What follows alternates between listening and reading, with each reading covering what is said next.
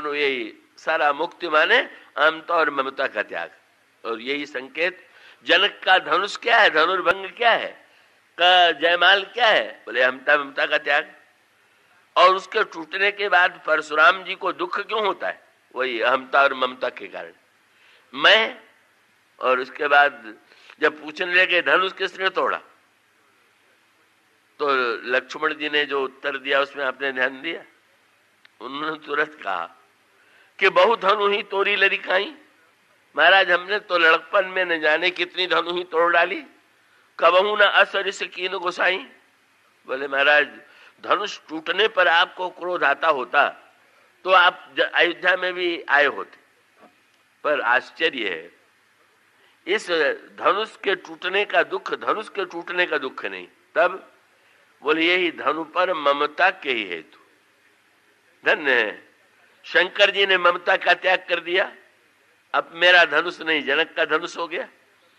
जनक जी ने ममता का त्याग कर दिया, जिससे सबने ममता हटा लिया महापुरुषों ने। आपने बलपूर्वक उसी से ममता जोड़ करके दुख पा लिया। और उस प्रसंग पर गहराई से आप विचार कीजिएगा तो संवाद का उद्देश्य दो ही था, अहमता मिट जाए और ममता मिट जाए। परशुराम जी की अहमता मिट गई जब भरी सभा में उन्होंने श्री राम की स्तुति किया। अगर मैं होता, मैं ब्राह्मण हूं, मैं वो हूं कि जिसने संसार में क्षत्रियों को हरा दिया है, तो क्या कभी वो परशुराम जी की श्री राम जी के एक क्षत्रिय बालक के रूप में दिखाई देने पर भी जय रघुवंश बनज मन भानु कह करके स्तुति कर सकते थे? मैं छूट गया। और आपने ध्यान दिया कि जाने के पहले जिस धनुष को परशुराम जी अपने कंधे पर रखते थे उसे श्री राम को अर्पित कर दिया। बोले मैं और ममता, मैं समाप्त हो गया और ममता प्रभु के हाथों में चली गई। धनुष को प्रभु ने अपनी ओर ले लिया। बस यही सारा खेल है और यही खेल सबसे कठिन है।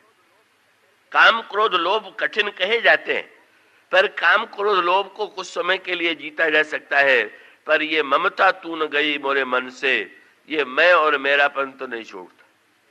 और कैकेयी जी के जीवन का सारा अनर्थ काहे का, इसी मैं और ममता के द्वारा, इस मैं और ममता के कारण ही तो है। श्री भरत ने क्या सोचा, इस महारानी कैकेयी के मन में जो अनर्थ हुआ है ममता के कारण हुआ, और ममता जब मिटेगी तो कड़वी दवा से मिटेगी, मीठी से नहीं। देख लीजिए संसार में अगर लोग मीठा व्यवहार करने लगे तो ममता और बढ़ती जाती, वो तो कड़वा व्यवहार जब हो तो ममता घटती है। ये मनुष्य का स्वभाव है।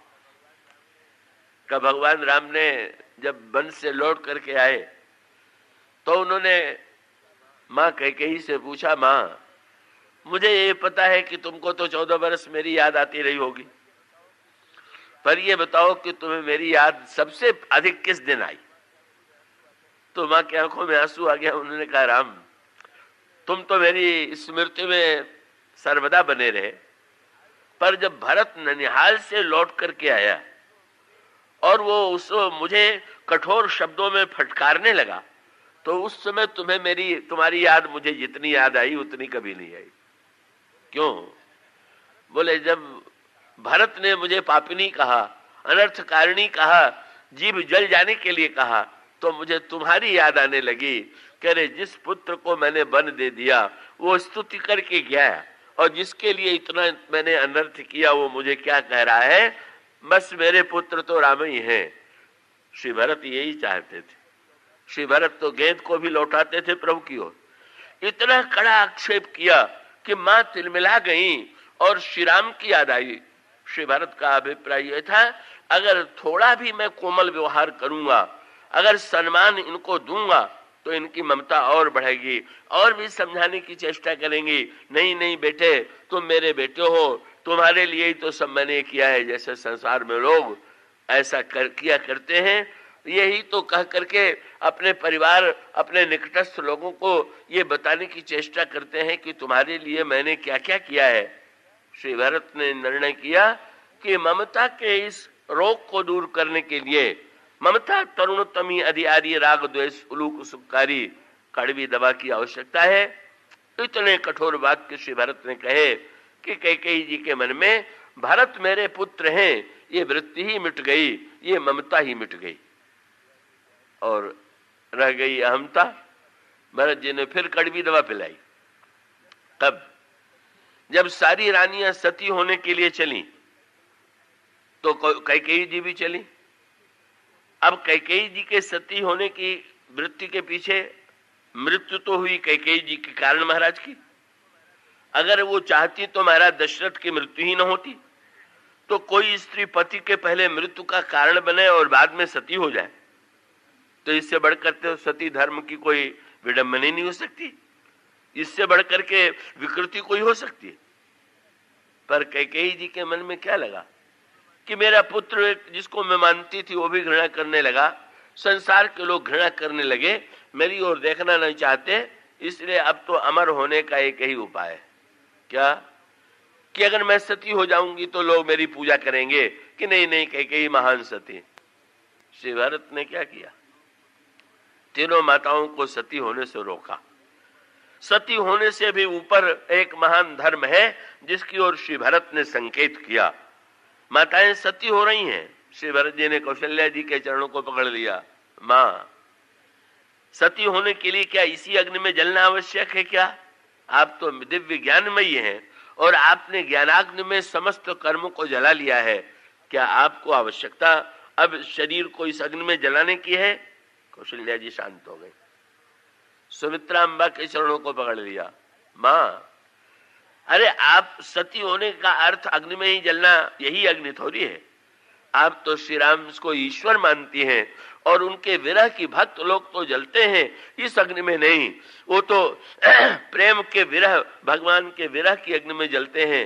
ऐसी स्थिति में मां, तुम, मैं नहीं रोकता कि तुम न जलो, पर मैं जानता हूं कि तुम तो निरंतर 14 वर्ष तक श्री राम के वात्सल्य, श्री राम के स्मृति में, मां ऐसा अनर्थ आप न करें। सुमित्रा अम्बा भी मान गई। कैकेयी जी को तो श्री भरत ने मां कह करके कभी पुकारे नहीं, उस समय भी नहीं पुकारे, पर उन्होंने कैकेयी जी के सामने तुरंत पूछ दिया कि दोनों माताओं ने सती होने की चेष्टा की, उसको तो मैं समझ गया, पर आप क्यों सती होना चाहती? क्यों? श्री भरत ने फिर कड़वी दबा दी। बोले शास्त्रों ने कहा है कि सती होने के बाद स्त्री पतिलोक में जाती है, तो कभी अभी महाराज को कष्ट देना बाकी है जो फिर पतिलोक में जा करके उनको पीड़ा देंगे। आप जलिए, इस अग्नि में जलने से आपका कल्याण नहीं होगा। आपको तो पश्चाताप की अग्नि में जलना चाहिए। जीवन भर जलिए आप पश्चाताप की अग्नि में कि आपने कितना बड़ा अनर्थ किया है। उस अग्नि में जल करके आप धन्य हो सकती हैं, इस अग्नि में नहीं। कौशल्या जी ज्ञान की अग्नि में अपने को जलाती है, सुमित्रा अम्बा विरह की अग्नि में, और श्री भारत का अभिप्राय था कि जिससे अपराध हो चुका है, भूल हो चुकी है, उसको तो ग्लानि और पश्चाताप की अग्नि में जल करके ही शुद्धि होती है। और इस तरह से महान धन्वंतरी, ये विरह के मंथन में जो भरत धन्वंतरी का प्राकट्य हुआ, उसने वस्तुतः कैकेयी जी के अहंकार और ममता दोनों को मिटा करके जब श्री राम की ओर उन्हें पहुंचा दिया, तो मानो अगर श्री राम का वनगमन न होता तो ये महान कार्य श्री भारत के व्यक्तित्व का ये पक्ष न आता। इसकी क्या बात की चर्चा कल होगी, आज इतना ही। बोलिए श्याम।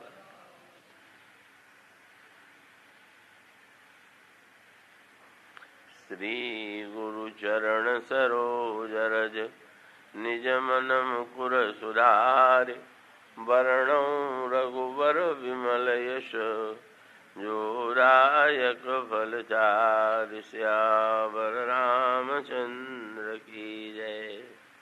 अमिय मंदर विरह भरत पयोधि गमीर, मथि प्रगट्यौ सुर साधु हित, कृपा सिंधु रघुवीर।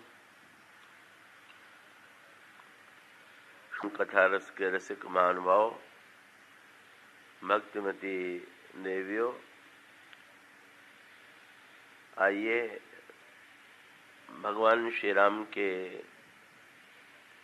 वनगमन की मथानी से भरत समुद्र के मंथन में जिन विविध रत्नों का प्रादुर्भाव हुआ, उसे हम हृदयंगम करने की चेष्टा करें।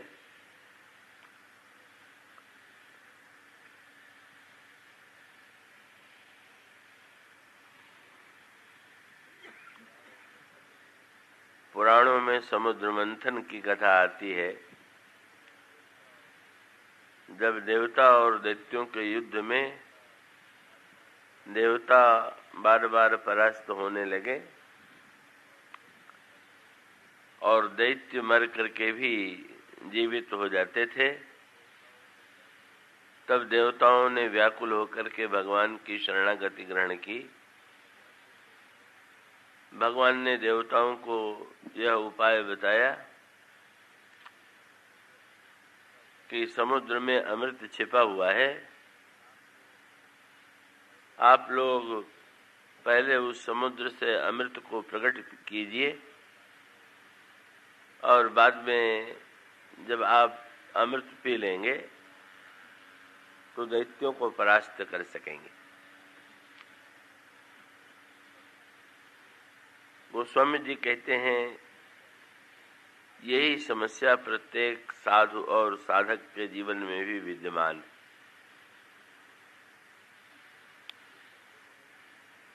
जो सज्जन हैं, जो सत्पुरुष हैं, संसार में जो बुरे व्यक्ति हैं, उन्होंने तो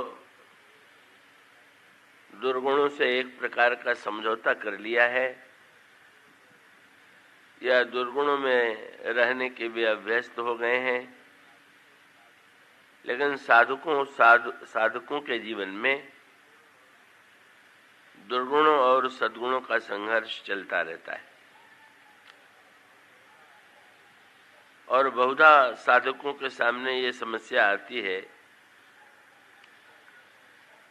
कि दुर्गुण जो हैं वो मर करके भी जीवित हो जाते हैं और सद्गुणों की मृत्यु हो जाती है। बुरे विचारों को हम चाह करके भी मिटा नहीं पाते, पर अच्छे विचार जो हैं वो हृदय में उठ करके ही नष्ट हो जाते हैं। ऐसी स्थिति में सद्गुणों की विजय कैसे हो, और तब इसका उत्तर रामायण में, श्रीमद् भागवत में सर्वत्र एक ही रूप में दिया गया कि जब तक केवल सद्गुणों के द्वारा हम दुर्गुणों को परास्त करने की चेष्टा करेंगे तब तक हम सफल नहीं होंगे। पर सद्गुणों के साथ साथ हमारे जीवन में भगवान के प्रेम का उदय हो, भगवान की भक्ति का उदय हो और प्रेम का अमृत पी करके जब हमारे सद्गुण दुर्गुणों से युद्ध करेंगे तो दुर्गुण परास्त होंगे।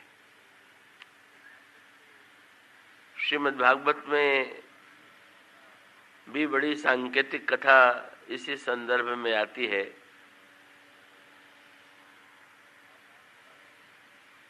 आकाशवाणी में ये घोषणा की गई, जिसे कंस ने सुना,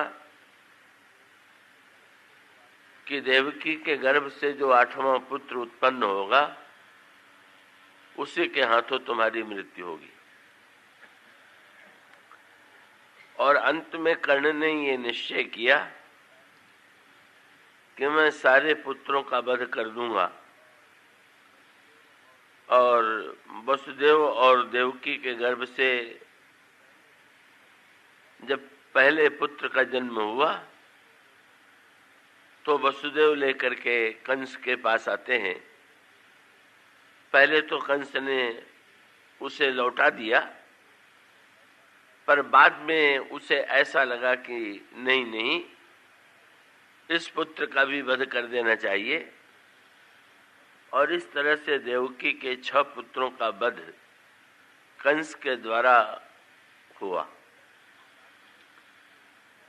7वें पुत्र के रूप में भगवान बलराम गोदी में गर्भ में आए, लेकिन भगवान की माया ने उनका स्थानांतरण किया और वे देवकी के गर्भ से रोहिणी के गर्भ में जाकर के स्थापित हो गए। और इसीलिए 7वें जो पुत्र हैं का उनका वध करने में कंस समर्थ नहीं हुआ। और 8वें पुत्र के रूप में भगवान जन्म लेते हैं। और फिर इस कथा का दूसरा पक्ष ये आता है कि जब भगवान गुरुकुल में श्री कृष्ण शिक्षा प्राप्त करने के लिए गए और अपने गुरु सांदीपन से उन्होंने शिक्षा प्राप्त करने के बाद ये प्रार्थना की, आप आज्ञा दीजिए कि गुरु दक्षिणा में मैं आपको क्या दूं। तो गुरु पत्नी ने ये कहा कि मेरे कई पुत्र जो है जन्म लेते ही उनकी मृत्यु हो गई है।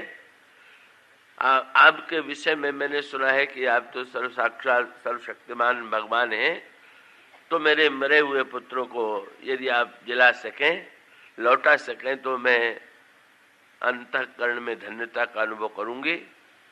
और भगवान कृष्ण ने अपने गुरु पत्नी के गर्भ से उत्पन्न होने वाले बालकों को जीवित कर दिया।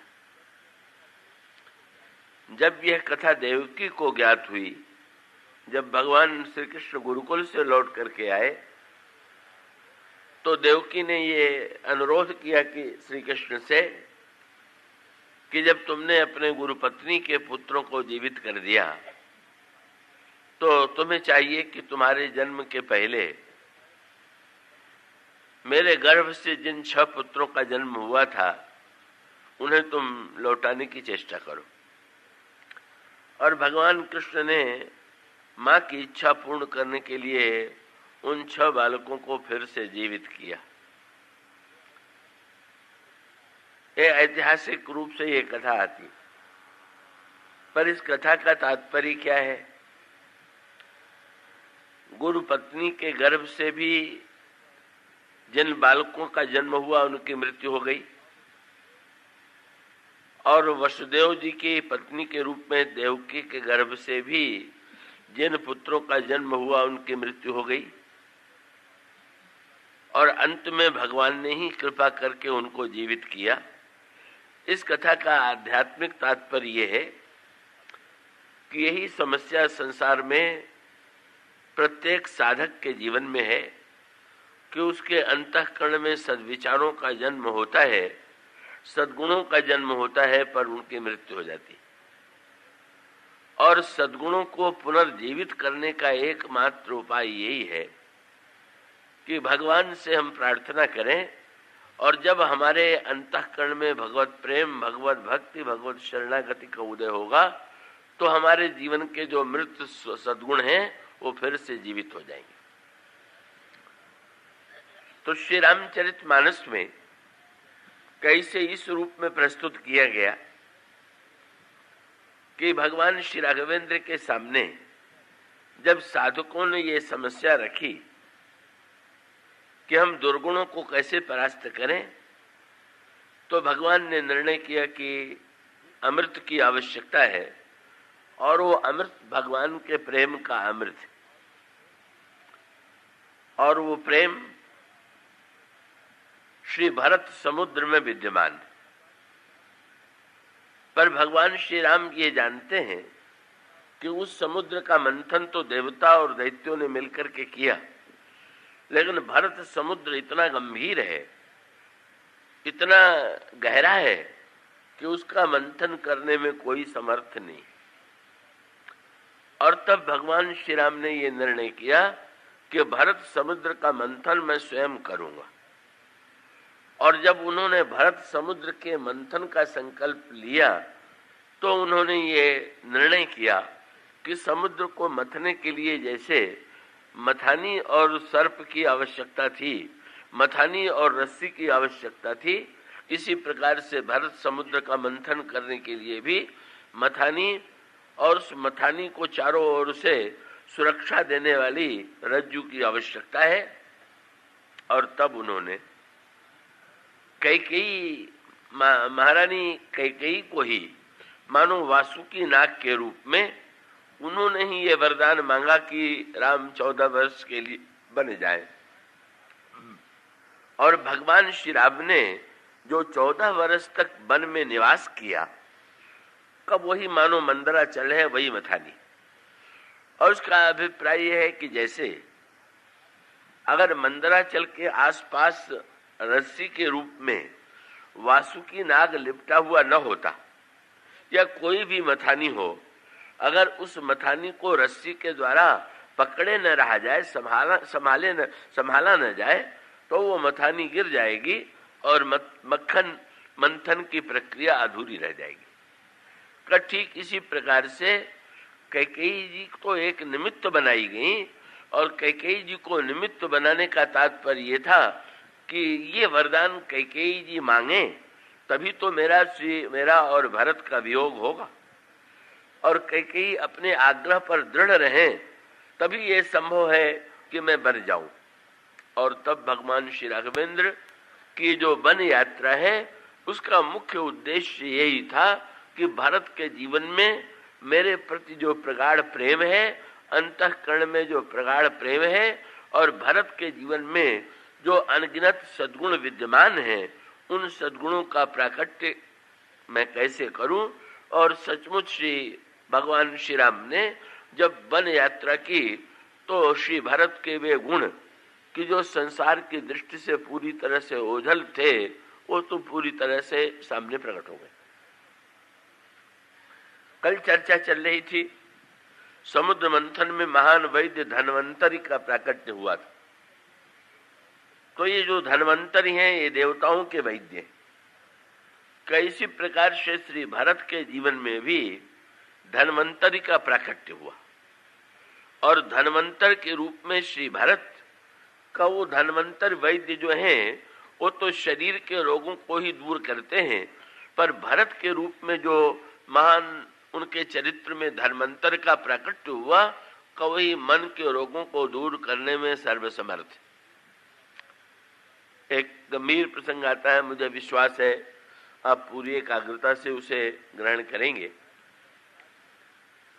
महर्षि भरद्वाज ने, महर्षि भरद्वाज और श्री भरत से जो दिव्य संवाद इसी तीर्थराज प्रयाग की भूमि में संपन्न हुआ, उसमें महर्षि भरद्वाज ने एक वाक्य कहा कि भरत, तुम्हें यह संसार को लगता है कि राम के वनगमन के लिए श्री भरत को बहुत बड़ा कलंक लगा, कि भरत को ही कारण बना करके श्री राम को बन जाना पड़ा। पर उन्होंने बड़ी अनोखी बात कही, अगर किसी को झूठा कलंक लग जाए तो सहानुभूति प्रकट की जाती है कि क्या बतावें, आपको कलंक, आपके ऊपर ये कलंक का बोझ कहां से आ गया। लेकिन महर्षि भरद्वाज ने श्री भरत से कहा कि भरत, तुम्हें कलंक लग गया, ये तो बड़ा अच्छा हुआ। बड़ी अद्भुत बात कही उन्होंने, कलंक लग गया और अच्छा हुआ। ये बात, उनका अभिप्राय क्या था कि जैसे दृष्टांत दें कि सोना है, तो सोने को अगर आभूषण के रूप में बना दिया जाए तो उसकी शोभा बढ़ जाती है, और उस आभूषण को धारण करके व्यक्ति को गौरव की अनुभूति होती है। पर मान लीजिए सोने को भस्म बना दिया जाए, आयुर्वेद शास्त्रों में जो बड़े असाध्य रोग हैं उनको दूर करने के लिए स्वर्ण भस्म का प्रयोग किया जाता है।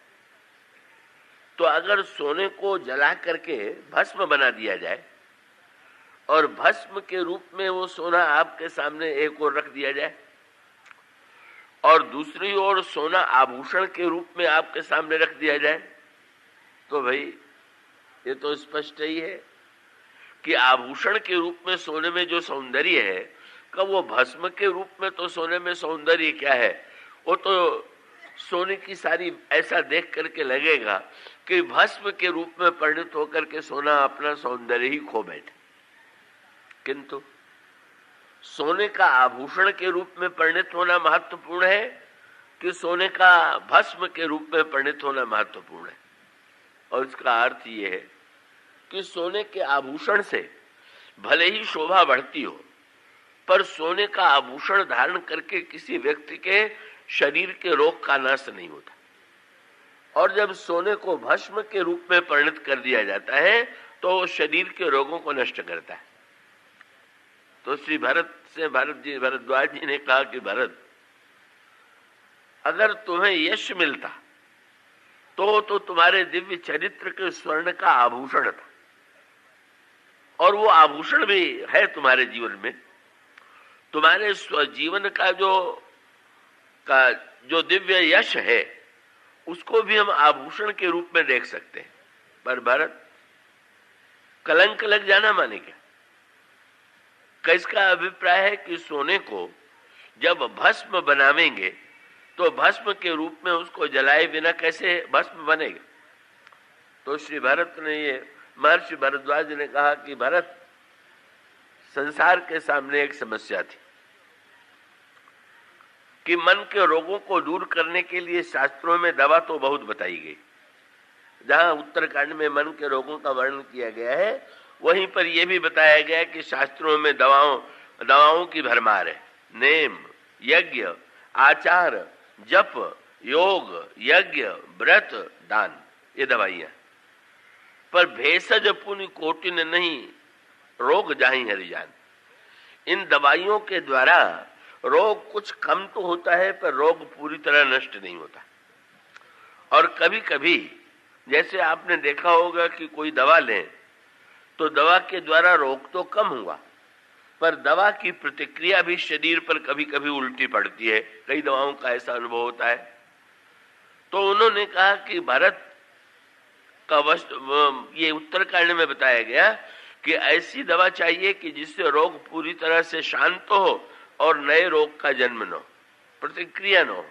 दृष्टांत के रूप में यूं आपके सामने कहें कि जैसे अगर किसी के जीवन में लोभ का रोग हो जाए, मन में तो यही रोग होते हैं, और लोभ का रोग यदि हो जाए और वो जाकर के किसी महापुरुष से जो शास्त्रों का विद्वान है उससे पूछे कि लोभ का रोग दूर करने का क्या उपाय, तो यही तो कहेगा कि दान दीजिए। और ये बिल्कुल ठीक है। जब लोभ बढ़े तो लोभ बढ़ने का, उसको मिटाने का उपाय यही है कि दान दिया जाए। दान जब देगा व्यक्ति तो लोभ छोड़ेगा तो ही तो दान देगा। लेकिन ये जो दान देने की दवा है, इसमें स्वयं एक नया रोग उत्पन्न हो जाता है।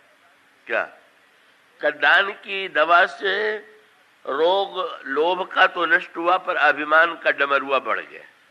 मैं दानी हूं, अब बड़ा संकट आया।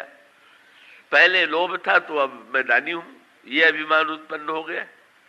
तो ऐसी दवा की खोज की जानी चाहिए कि जिस दवा से रोग पूरी तरह से नष्ट हो जाए और पूरी तरह से नष्ट होने के साथ साथ कोई नया रोग उत्पन्न न हो।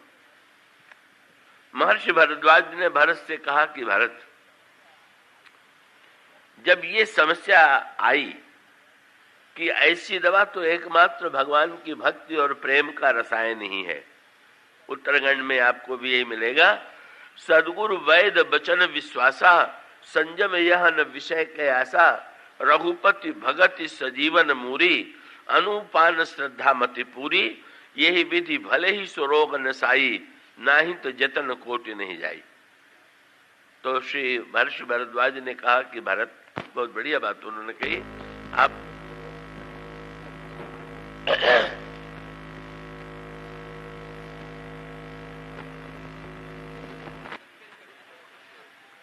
उसे पूरी एकाग्रता से सुनेंगे।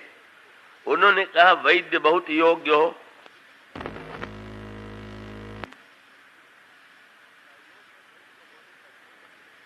का योग्य वैद्य होने पर भी जब तक दवा शुद्ध न मिले तब तक रोग का नाश कैसे होगा? आजकल तो ये समस्या बड़ी व्यापक रूप में दिखाई देती है।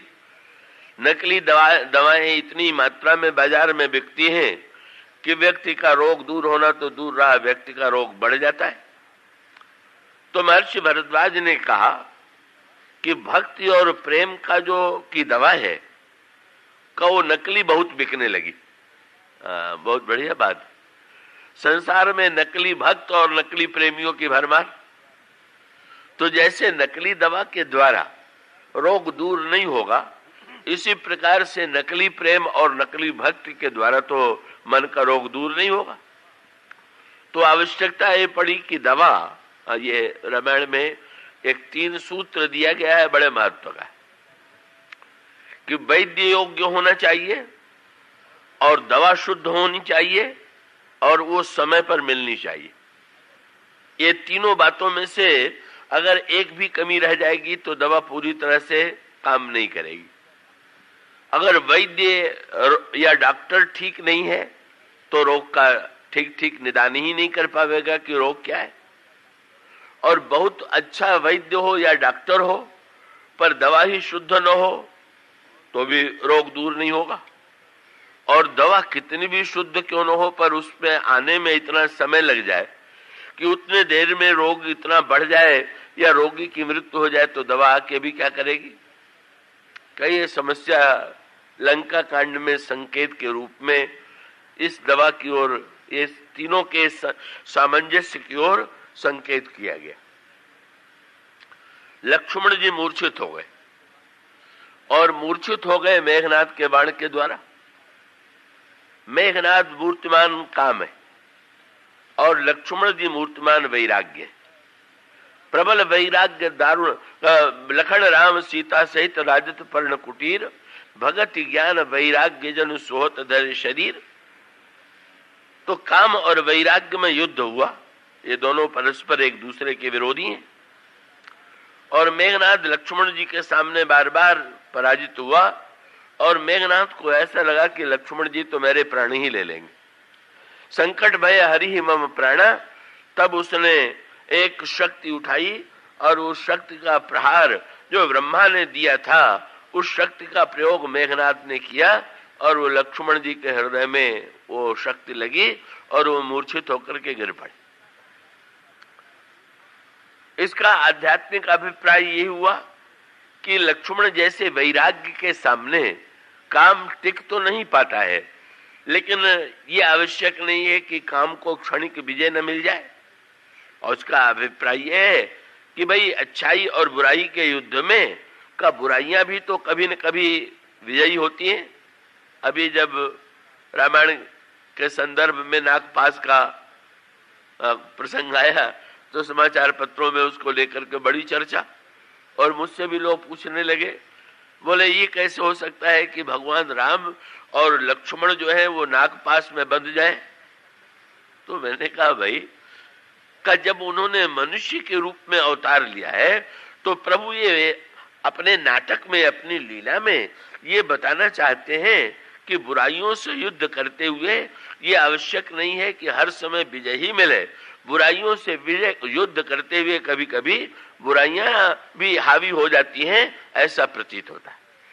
पर अंत में उन बुराइयों पर विजय कैसे पाई जाए, ये रामचरितमानस का मुख्य संदेश है, मुख्य तात्पर्य।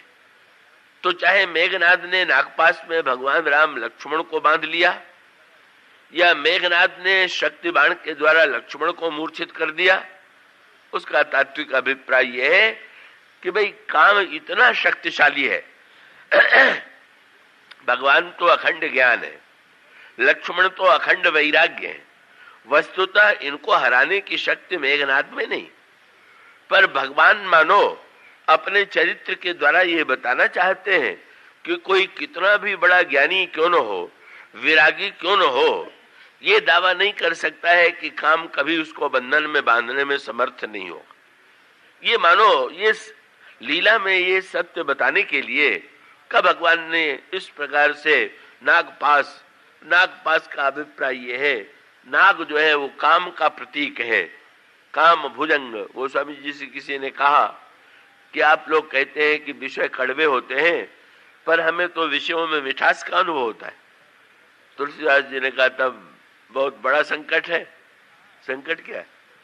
तो तुलसीदास जी ने कहा कि अगर किसी को अंधेरे में जंतु काट ले और काट लेने के बाद ये पता न लग पावे कि इसको किस जंतु ने काटा है, तो गांव वाले उसको नीम की कड़वी पत्ती खिलाते और नीम की कड़वी पत्ती अगर मीठी लगे तो समझ लेते हैं सांप ने काटा है, और कड़वी की कड़वी लगे तो समझ लेते हैं किसी और जंतु ने काटा।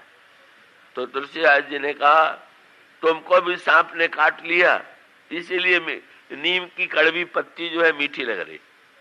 नीम की कड़वी पत्ती क्या है? उन्होंने कहा जो विषय है ये नीम के कड़वे पत्ते के समान। और ये सर्प कौन सा है? मेरे पत्रिका में उन्होंने कहा काम भुजंग डसत जब जाही विषय निम्ब कटु लगत नताई। जब काम भुजंग डस लेता है तो विषय के रूप में जो नीम का कड़वा पत्ता है वो भी मधुर लगता है, और सांप काटने के बाद अगर नीम का पत्ता मीठा लगे तो प्रसन्न नहीं हो जाना चाहिए कि चलो आज तो कड़वा भी मीठा लगने लगा, बल्कि और सावधान हो जाना चाहिए कि ऐसे जंतु ने काटा है जिससे अपने को बचाना पाना अत्यंत कठिन है। भगवान इसीलिए नागपाश का बंधन स्वीकार कर लेते हैं। नाग काम का ही प्रतीक है, मेघनाद मूर्तिमान काम है, और उसका अभिप्राय है कि काम का बंधन इतना प्रबल है कि ज्ञान और वैराग्य भी काम के बंधन में बंधे हुए दिखाई देते हैं। और फिर हनुमान जी गरुड़ को ले आते हैं। गरुड़ कौन है? गरुड़ महाज्ञानी गुण राशि हरि सेवक अति निकट निवासी का गरुड़ महान ज्ञानी है, भगवान को निरंतर अपने ऊपर धारण करने वाले हैं, भगवान की भक्ति उनके अंतःकरण में विद्यमान है। और उसका अभिप्राय यह है कि श्री हनुमान जी के द्वारा हनुमान जी मानो सदगुरु के रूप में गरुड़ को ले आते हैं, और गरुड़ के रूप में ज्ञान और भक्ति के द्वारा ही काम के बंधन से मुक्ति होती है, इसका संकेत वहां पर दिया गया। और इसी प्रकार से लक्ष्मण और मेघनाद के युद्ध में लक्ष्मण के सामने मेघनाद नहीं टिक पाता, पर मेघनाद अंत में ब्रह्म दत्त शक्ति का प्रयोग करता है, और शक्ति के प्रयोग से लक्ष्मण जी मूर्छित हो गए। पर मूर्छित होने में साधारण व्यक्तियों के जीवन में काम के आक्रमण पर जो काम के आक्रमण का जो प्रभाव पड़ता है, और श्री लक्ष्मण के जीवन पर काम का जो प्रभाव पड़ा उसमें बड़ी भिन्नता है। क्या?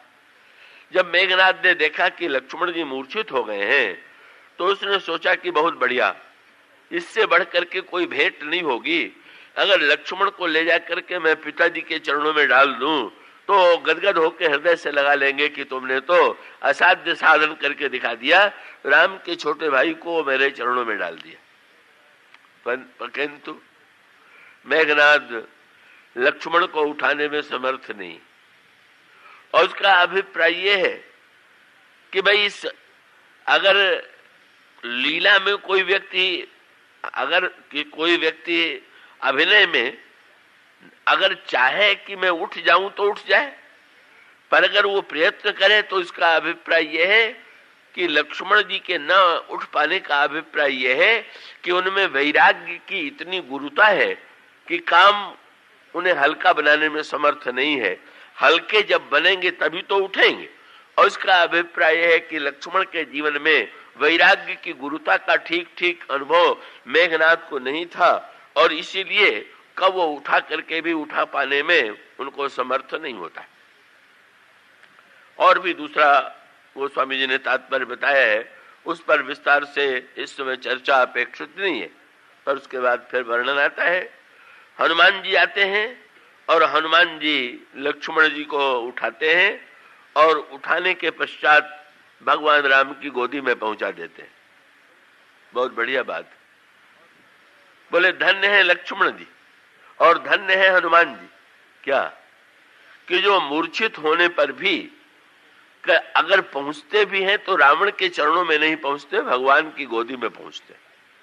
और इसका अभिप्राय यह है कि बुराई का आक्रमण होने के बाद अगर हम बुराई की शरण में चले गए तो मानो हम रावण के चरणों में डाल दिए गए, और बुराई का आक्रमण होने के बाद भी अगर हमें भगवान की कृपा, भगवान के बल, भगवान के गुण की याद आ गई तो मानो हम भगवान की गोद में पहुंच गए। और उसके बाद फिर आप पूरी कथा पढ़ते ही हैं। वैद्य चाहिए, हनुमान जी वैद्य ले आए। वैद्य ने कहा कि दवा चाहिए, और दवा ही नहीं चाहिए, दवा सूर्य के उदय से पहले चाहिए। वही तीनों बात, योग्य वैद्य हो, दवा हो और समय से दवा मिले। और ये तीनों कार्य हनुमान जी के द्वारा ही पूरे किए जाते हैं। और वहां पर भी आप ये जानते हैं कि हनुमान जी के सामने भी जब समस्या आ गई, क्या हनुमान जी जा रहे थे तो कालनेमी मिल गया, और कालनेमी मिल गया तो इसका अभिप्राय क्या कि देखने में तो वो भी संत के वेश में ही है, पर संत के वेश में होने पर भी का वो लक्ष्मण की मृत्यु हो जाए इसके लिए प्रयत्नशील है। इसलिए हनुमान जी के सामने समस्या आती है कि हनुमान जी कालनेमी को ठीक ठीक प्रारंभ में पहचान नहीं पाते हैं। और इसका अभिप्राय है कि कभी कभी महान से महान व्यक्ति भी सदगुरु को पहचानने में समर्थ नहीं होता कि ये सदगुरु है कि सदगुरु नहीं है। कालनेमी के प्रसंग का ये संकेत।